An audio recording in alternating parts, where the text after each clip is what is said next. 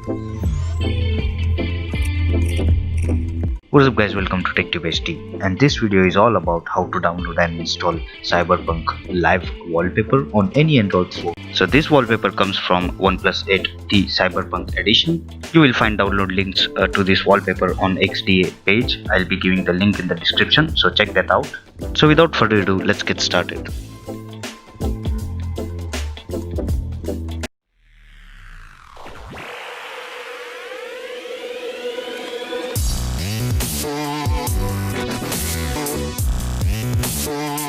Now you're gonna download two files. One is the wallpaper itself and another one is the app. I'll be giving the link in the description to the article, so check that out. Once you finish downloading, install both the APKs.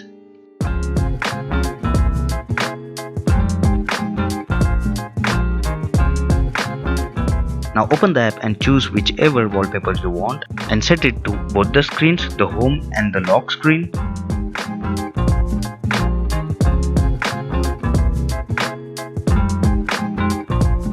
And there you have it.